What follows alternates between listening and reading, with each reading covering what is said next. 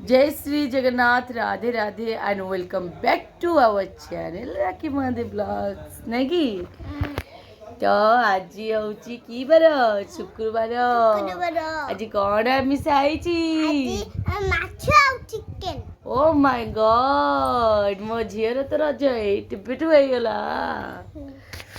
मो झीर खाली रज सांग मैंने समस्ते मन खुशी किंतु सत कवि सांग मैंने देह जो मोर बहुत ही खराब माने विश्वास कर मुझे एक्सप्लेन कर हसी दूची पेट मोर एत जोर से माने बथा होची माने बहुत पेन हो बहुत कष्ट हो ब्लॉग बने इच्छा होनी सर्ट सर्ट किसी भी बने इच्छा होनी मो धन के चिपी देती राधा माँ कहला राधा माँ मो मामा आईस खाइबनी मो मामार पेट भल कर दियो केते खाली निजे निजे खाली कही होता मुझे बो मु कहूनी मो झी कि कहीदे नहीं पेट लुणी माछ खाई पेटा खराब हो आई कथा मन पड़ी नुआ घर जाकि आई डाकुची बापा कहते तो झी मेन्टाल होगा मुझे कौन कल कि से घर भर डाकुची आई आसे चिकेन है माछ है खाई जीव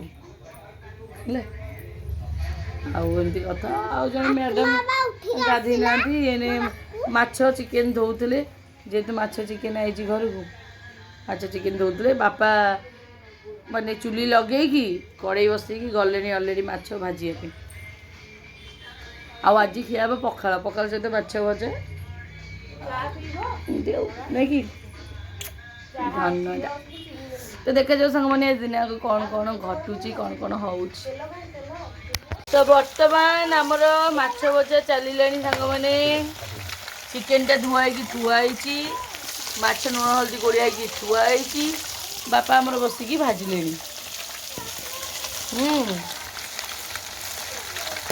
तो आज मोर भी इच्छा थी चुली चिकेन कषाटा करने बापा माछ भाज सारे बाबा आ कौन करवा माछ भजा आ कौन करवा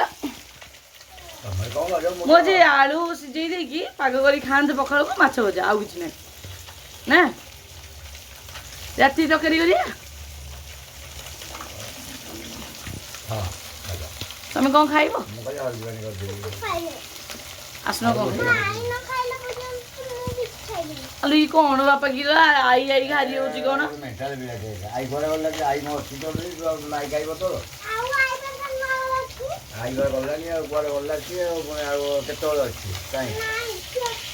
आई अच्छी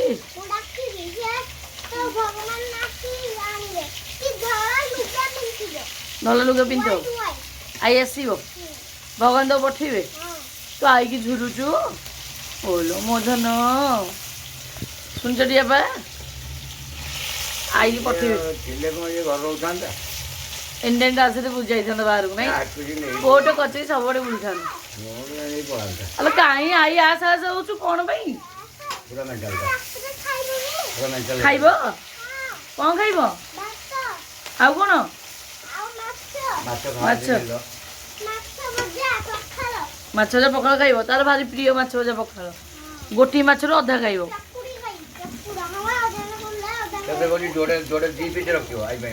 हाँ गोटे पीस गोटे माछ अधे खाइब हाँ जोड़े पीस रख जोड़े पीस रख धीरे पेटी पुणी पेटी खाए अच्छा तुम अजान तुम यही कथा गपुच बोले कौन गपु तो आसिक बदर बदर कही चलती गला आई कथा तो आई कथा कहीं कौच अजा मन दुख हम आई कथा कहीं मन पकाऊ आई बुझुचु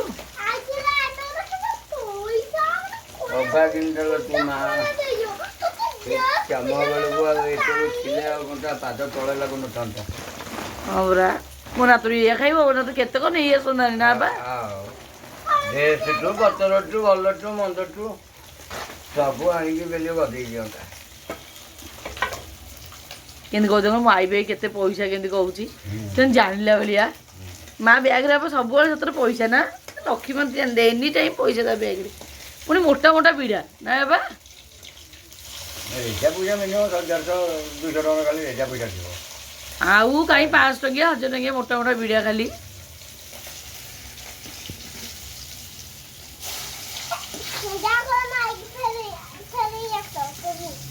ସେଠି ଆଣିଲି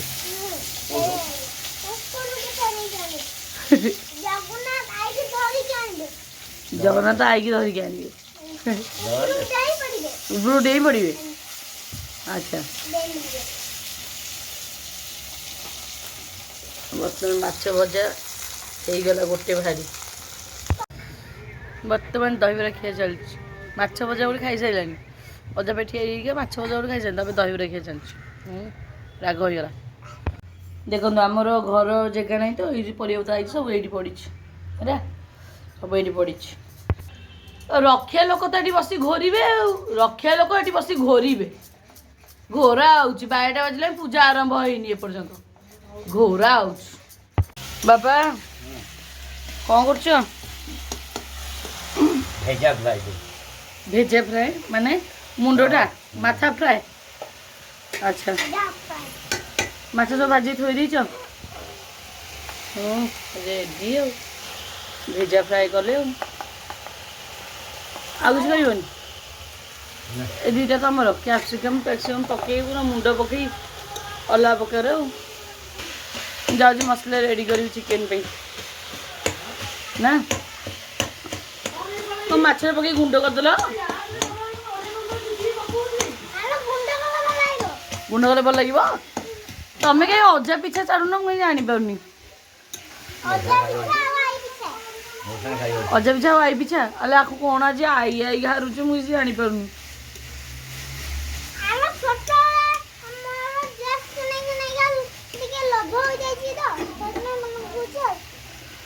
ଲୋଭ ହେଇଯାଇଛି ବୋଲି ମନେ ପକାଉଛୁ, ମାନେ ସ୍ୱାର୍ଥରେ ମନେ ପକାଉଛୁ, ସ୍ନେହରେ ନୁହଁ। ସ୍ନେହରେ ସ୍ନେହରେ ବା ତମେ ଜାଣିପାରୁଛ। ସ୍ୱାର୍ଥପର ପିଲାଟା, ଇଏ ଗୋଟେ ସ୍ନେହ ଜାଣିବ। ଆଇକି ନୁହଁ, ଆଇକି ଭାରି ମିସ୍ କରୁଛି।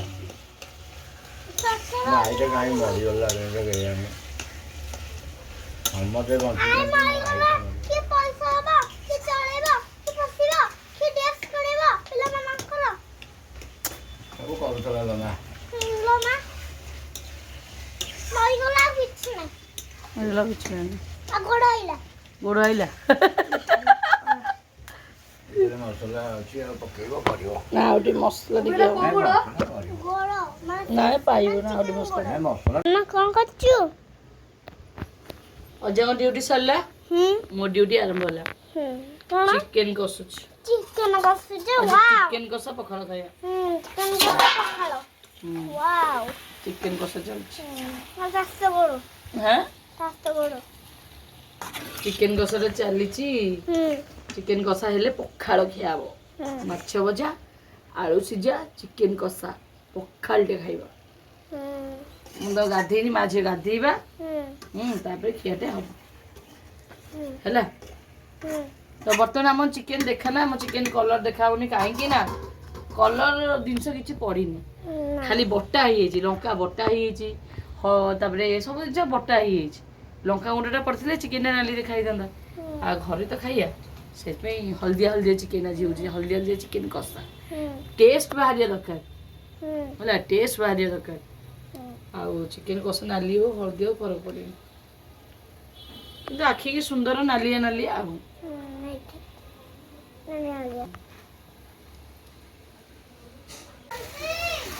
ସାଙ୍ଗମାନେ ମୁଁ ଏଠି ବସି କଷୁଛି ଚୁଲିରେ। ଆଇଁଷ ଫାଇଁଷ କଲେ ଏଠି ଚୁଲି କରିବା ଭଲ ଲାଗେ। ଆଉ ଗୋଟେ କଥା ହେଉଛି, ଆପଣ ଭାବୁଥିବେ କ'ଣ ମାଛ ଚିକେନ୍ ଦୁଇଟା କାହିଁ ଆସିଛି? ମାଛ ହେଉଛି ଆସିଥାନ୍ତା, କାରଣ ବାପା ହେରା ସମସ୍ତେ ମାଛ ଖାଇଥାନ୍ତି। ଚିକେନ୍ କାହିଁ ଯେଉଁ ଭୁବନେଶ୍ୱର ମୋର ଯେଉଁ ଭାଇଟା ଆସେନି କି, ସେ ଟିକେ ଆଇଁଷ ଟାଣା, ଆଇଁଷ ନହେଲେ ସେ ଭାତ ଖାଉନି। କାଲି ଆଇଁଷ ନଥିଲା ବୋଲି ସେ ଟୋଟାଲି ଗୋଟେ ଖାଇଲାନି। ଗୁରୁବାର ଆଉ କ'ଣ ଆଇଁଷ ହେବ କି, ହେଲା କି? ତ ସେଥିପାଇଁ ତା ଚିକେନ୍ଟା, ସେ ଟିକେ ଚିକେନ୍ ଖାଇବାକୁ ଭଲ ପାଏ ତ, ନିହାତି ଚିକେନ୍ ଟିକେ କଷିଦେଲେ ତା ସେ ଖାଇଦେବ ଭାତ। ଯେଉଁ ପିଲା ଯାହା ଖାଇବାକୁ ଚାହୁଁଛନ୍ତି ତାକୁ ଦେବା କଥା, କାରଣ ଯିଏ ଆଇଁଷ ପିଆରେ ଆଉ ସେ ମାଛ ଏତେ ଖାଇପାରେ ନା, ସେଥିପାଇଁ ଚିକେନ୍ଟା ତା ପାଇଁ କଷୁଛି। ଆଉ ତା ବୋଲି ଘରକୁ ଆଇଛି ମାନେ ଆମେ ସମସ୍ତେ ଖାଇବୁ ସିଏ ବୋଲି, କିନ୍ତୁ ତା ଟିକେ ବେଶୀ ଆଶା ଚିକେନ୍। ତ ମୁଁ ଏଠି ବସିକି କରୁଛି, ଏପର୍ଯ୍ୟନ୍ତ ଗାଧେଇନି। ଆଉ ସତ କଥା କହିବି ସାଙ୍ଗମାନେ, ମୋ ଦେହ କ'ଣ ହେଇଗଲା ମୁଁ ନିଜେ ବି ଜାଣିନି। ମୋ ପେଟ ଅବସ୍ଥା ବିଲକୁଲ ବି ଭଲ ନାହିଁ, ମୁଁ ଏରା ଖାଇବା କଥା ନୁହଁ। ମୁଁ ବି ଖାଉଛି ବି ମାନେ ବହୁତ କମ୍। ମୁଁ ସେଥିପାଇଁ ମୋର ଆଳୁ ସିଝେଇଲି ମୁଁ ଖାଇବି। ମୁଁ ପଖାଳକୁ ଆଳୁ ସିଝା ମାନେ ସାଧା ଖାଇବି ଯେ ପେଟଟା ବହୁତ ଖରାପ ଅଛି। କି ଲୁଣି ମାଛ ଟିକେ ବେସର ଖାଇଦେଲି ମାସେ ଯାକ ଯେଉଁ ଖାଇନଥିଲି ପେଟ ଅବସ୍ଥା ପୁରା ଅବାଗିଆ। ସବୁବେଳେ ପେଟ ଗ୍ୟାସ୍ ହେଇଯାଉଛି, ପେଟ ଫୁଲେଇ ରହୁଛି, ପେଟ ପେନ୍ ହେଉଛି, ଲାଗୁଛି ଗୋଟେ ମୋଟା ପେଟରେ ଗୋଟେ ମୋଟା ବଡ଼ ଶିରା ବୁଲୁଛି। କାଲି ରାତି ମୋତେ ବହୁତ କଷ୍ଟ ହେଇଛି। ଆଉ ମେଡ଼ିସିନ ତ ଖାଇନି ମୁଁ ସହଜରେ। ମୁଁ ପାଣି ଫାଣି ସଫିସିଏଣ୍ଟ ପିଉଛି, ମାରିବାକୁ ଚେଷ୍ଟା କରୁଛି। ତ ଯେହେତୁ ଆଜି ଘରେ ପଖାଳ ପୁରା ଭର୍ତ୍ତି, ସେଥିପାଇଁ ମୁଁ କହିଲି ଚିକେନ୍ କଷାଟା ପୁରା ଶୁଖିଲା ଶୁଖିଲା କଷିଦେଲେ ଖାଇବେ ଆଉ, ହେଲା କି। ଆଉ ଏମିତି କଥା। ଦେହ ଜମା ଭଲ ଲାଗୁନି, ମୁଁ ଗାଧୋଇନି ବି। ଏଇଟା ସାରିଦେବି ତାପରେ ଯିବି ଗାଧୋଇବା ପାଇଁ। ଆଉ ଏମିତି ଆଉ ମୋର ସାଙ୍ଗମାନେ ଆଇଁଷ ଖାଇବାର ନଥିଲା। ମୁଁ ଯେଉଁ ମନସ୍କାମନା କରିକି କରୁଥିଲି ଆଉ ଏତେ ଶାନ୍ତି ଲାଗୁଥିଲା, କିନ୍ତୁ ବାପାଙ୍କ ଜିଦିରେ ହଉ କି ଯୋଉଥିପାଇଁ ହେଲେ ବି ମୁଁ ତ ଖାଇଲି ନା। ମୋର ଯିଏ ବି ଜିଦି କରି ମୋତେ ଖାଇବାର ନଥିଲା, ସେ ସେମିତି କହିଥାନ୍ତି, ସେମିତି ରହିଥାନ୍ତେ। ମୁଁ ଜାଣିଛି, ମୁଁ ତ ଛୋଟବେଳୁ ଆଇଁଷ ଜାଣିଛି, ନ ଖାଇଲେ ଭାତ ଖାଇପାରେନି। କିନ୍ତୁ ସବୁବେଳେ ତ ପାଞ୍ଚ ଆଙ୍ଗୁଠି ସମାନ ନଥାଏ, ପରିସ୍ଥିତି ସବୁବେଳେ ସମାନ ନଥାଏ।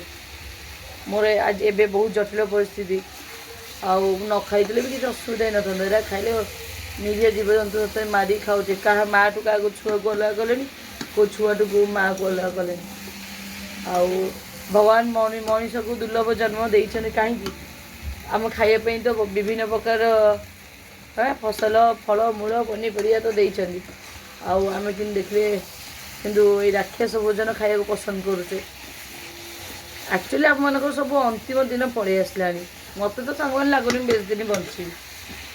ମୋତେ ତ ମୋ ମାଆକୁ ଡାଇବେଟିସ୍ ଥିଲା, ମୋ ଅଜାକୁ ଡାଇବେଟିସ୍, ମୋ ଜେଜେମାଆକୁ ଡାଇବେଟିସ୍ ଥିଲା। ଆଉ ମୁଁ ତ ଯେହେତୁ କୁଆଡ଼େ ଚଲାବୁଲା ମୋର ବେଶୀ ନାହିଁ, ଏନି ଟାଇମ୍ ବସିଲି, ମୋତେ ଆଗ ମାଡ଼ି ବସିବ ଡାଇବେଟିସ୍, ମୋତେ ଯାହା ଲାଗୁଛି। ହଁ, ତ ମୋତେ ସାଙ୍ଗମାନେ ଲାଗୁନି ବେଶୀ ଦିନ ବଞ୍ଚିବି। କିନ୍ତୁ ଯେତିକି ଦିନ ବଞ୍ଚିବି ମୋ ଝିଅ ପାଇଁ ଗୋଟେ କ'ଣ କରିଦେଇ ଯାଇଥାଏ, ନହେଲେ ମୋ ଆତ୍ମା ଶାନ୍ତି ପାଇବନି। ମୋ ମାଆ ମୋ ପାଇଁ ଏଡ଼େ ବଡ଼ ଘର କରିଦେଇ ଯାଇଛି, ଏ ଅଧୁରା କାମଟାକୁ ମୁଁ ପୂରଣ କରିପାରୁନି। ମୋତେ ଆକ୍ଚୁଆଲି ଭୁବନେଶ୍ୱର ଯିବାର ନଥିଲା। ଯେତିକି ପଇସା ମୁଁ ଇନକମ୍ କରିଥିଲି ଏ ଘର କମ୍ପ୍ଲିଟ୍ କରିକି, ମାନେ ଏତିକି ଇନକମ୍ କରିଥିଲି ମୁଁ ଫେସବୁକ୍ରୁ, ଏ ଘର କମ୍ପ୍ଲିଟ୍ କରି ମୁଁ ଉପରେ ବି ଘର କରିଦେଇଥାନ୍ତି। ବହୁତ ପଇସା ଭୁବନେଶ୍ୱର ଗଲି, ନୂଆ ନୂଆ ଜିନିଷ ସବୁ କିଣିଲି, ତା ବହୁତ ପଇସା ଖର୍ଚ୍ଚ ଇଆଡ଼ୁ ସିଆଡ଼ୁ ବି କରିଛି। ଆଉ ଗେମ୍ରେ ତ 2 ଲକ୍ଷ ପାଖାପାଖି ହାରିଗଲି। କରିଥିଲେ ମୁଁ ଘର କରିଦେଇଥାନ୍ତି ଉପରୁ, ଏ ଘର କମ୍ପ୍ଲିଟ୍ କରି ଉପରକୁ କରିଦେଇଥାନ୍ତି। କିନ୍ତୁ ଭାଗ୍ୟରେ ନାହିଁ। ମୋ ମାଆ ମୋ ପାଇଁ ଛାତ ଫାତ ପକେଇ ଦେଇକି ଯାଇଛି, ଘରଟା କମ୍ପ୍ଲିଟ୍ କରିବା ଦାୟିତ୍ୱ ମୋର ଥିଲା। ଆଉ କେବେ କରିବି? ଆଉ କ'ଣ ଭଗବାନ ସମସ୍ତଙ୍କୁ ଥରେ ସୁଯୋଗ ଦିଅନ୍ତି, ଆଉ ସେ ଟାଇମ୍ କେବେ ଆସିବ କେଜାଣି। ଆଉ ତ ମୁଁ ଚାକିରି ବାକିରି ବି କରୁନି। ଆଉ ଦେଖାଯାଉ କେବେ ଲକ୍ ସାଥ ଦେଉଛି, କେବେ ମୁଁ ଏ ଘର କରିପାରୁଛି। ଘର ଯଦି ହେବାକୁ ଥିବ ସାଙ୍ଗମାନେ ଧାର ଉଧାର କରି ବି କରିଦେବି। କିନ୍ତୁ ଯେହେତୁ ମୋର ଗୋଟେ ମାନେ ବ୍ୟାକ୍ଗ୍ରାଉଣ୍ଡରୁ କିଛି ବଳ ନାହିଁ, ସପୋର୍ଟ ନାହିଁ, ମୁଁ ଧାର ଉଧାର କରି କରିଦେଲେ କାଲି ସକାଳେ ଲୋକ ମୋ ଶଙ୍ଖରେ ବାଉଁଶ ମଳେଇଦେବେ। ତ ସେଥିପାଇଁ ଭଗବାନ ଯାହା ଯେତିକି ଦେଉଛନ୍ତି କିଛିଟା ତା ଦେହରୁ ଖର୍ଚ୍ଚ କରି କିଛିଟା ସଞ୍ଚୟ କରିକା କରିବି। ଆଉ ମୋ ଝିଅଟେ, ତା ପାଠପଢ଼ା ବି ମୋତେ ଦେଖିବାର ଅଛି। ତା ତ କ୍ୟାରିୟର ଆଗ ନା। ଆଉ ଖାଲି ଖାଇଦେଲେ ହେବନି, କି ଖାଲି ରହିଗଲେ ଘର କରି ହେବନି। ପିଲାର କ୍ୟାରିୟର ଆଗ ତ ପାଠ ପଢ଼େଇବି। ଆଉ ଅଳ୍ପ ପଇସା ସଞ୍ଚୟ, ଖାଏ କି ନ ଖାଏ ପଛେ, ଜୀବନରେ ତ ବହୁତ ଖାଇଲିଣି, କିଛି କରିପାରିନି। ଆଉ ଏଥର ଘରଟା କମ୍ପ୍ଲିଟ୍ କରିବି ଭାବିଛି, ଧୀରେ ସୁସ୍ଥେ ପଇସା ରଖିବି।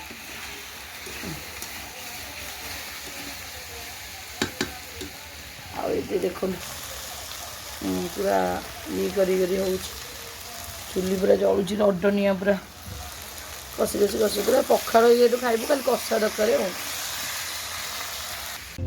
ତ ସାଙ୍ଗମାନେ ଆମେ ଖାଇ ପିଇକି ଟିକେ ଶୋଇନି, କାରଣ ମୋ ତ ପେଟଟା ଯେମିତି ଲାଗୁଛି, ମୋତେ ନିଦ ହେଉନି, ଅବାଗିଆ ଲାଗୁଛି। ଆଉ ମାନେ ପେଟରେ ଆକ୍ଚୁଆଲି ଗ୍ୟାସ୍ ରହିକି ଏମିତି ହେଉଛି, ପେଟରେ ଗ୍ୟାସ୍ ରହିକି ଖେଳଉଛି ପେଟ ଭିତରେ, ଯେଉଁଟାକି ମୋତେ କଷ୍ଟ ଦେଉଛି। ମୁଁ ଭାବୁଛି କାଲି ମେଡ଼ିକାଲ ଯିବି ବୋଲି। ଆଉ ପୁଅ ଆସିତେ, ଏ ପୁଅ ସେତିକି ଦଉ କାଟୁନି ଯେ କାଳେ କ'ଣ କାଟିଯିବ ନା। ଆଉ କାଲି ଭାବି ସାଙ୍ଗମାନେ ସକାଳୁ ଖାଲି ପେଟେ ତ ଥିବି ମେଡ଼ିକାଲ ଯିବି ପେଟ ଏକ୍ସରେ କରିବି ଦେଖିବା କ'ଣ ବାହାରୁଛି କ'ଣ ଗ୍ୟାସ୍ ଯଦି ବାହାରିବ ଗ୍ୟାସ୍ ଟାବଲେଟ୍ ତ ଖାଉଛି ଅସୁବିଧା କେଉଁଠି ରହୁଛି ଏ ପୁଅ କାଟୁଛି ଆଉ ଏମିତି କଥା ଏ ଚାହା ଟିକେ ପିଇବିନି ଭାବୁଛି ଚାହା ପିଇବିନି ପେଟ ଗ୍ୟାସ୍ ଚାହା ପିଇବିନି ଗରମ ପାଣି ଯାଉଛି ନହେଲେ କରି ସାଙ୍ଗମାନେ ଟିକେ ପିଇବି ତ ବର୍ତ୍ତମାନ ଗୁନା ମୋର ପଢ଼ୁଛି ଆଉ ମୁଁ ତା ପାଇଁ ଏଠି ଚାଉମିନ ଟିକେ ସିଝେଇକିରି ନା ଏଠି ଟିକେ ତା ପାଇଁ ଚାଉମିନ କରୁଛି ଖାଇବ ସନ୍ଧ୍ୟା ହେଲେ ତାକୁ ଗୋଟେ କ'ଣ ଜଳଖିଆ ଦରକାର ସବୁ ପିଲାଙ୍କୁ ଦରକାର ଦେବା କଥା କିନ୍ତୁ ଚାଉମିନ ଫାଉମିନ ଦେବା କଥା ନୁହେଁ ଚୁଡ଼ା ପୋହା ଏରା ସବୁ ଦେଲେ ଭଲ ନହେଲେ ଶାଗୁ ଉପମା ଏରା ଯେଉଁ ଦେଉଛି ସବୁ ଜାଣୁଛି ମୁଁ କିନ୍ତୁ ସେଇଆକୁ ଦେଉଛି ବହୁତ ପଇସା ନା ମୋ ପାଖରେ ଦେହ ଖରାପ ହେଲେ କରିବି ଆଉ ନିଜେ ମରିଲେଣି ସାଙ୍ଗମାନେ ଗ୍ୟାସ୍ରେ ପେଟଟା ଏତେ ଜୋରସେ ଗରମ ପାଣି ଟିକେ ପିଇଲି କିଛି ସମୟ ଭଲ ଲାଗିଲା ନଈକି ବସିଲେ କି କେମିତି କ'ଣ ଗଡ଼ିଲେ କେତେ ପୁରା ଧରି ପକଉଛି ଚା ଫା ପିଇବିନି ଗରମ ପାଣି ପିଇଛି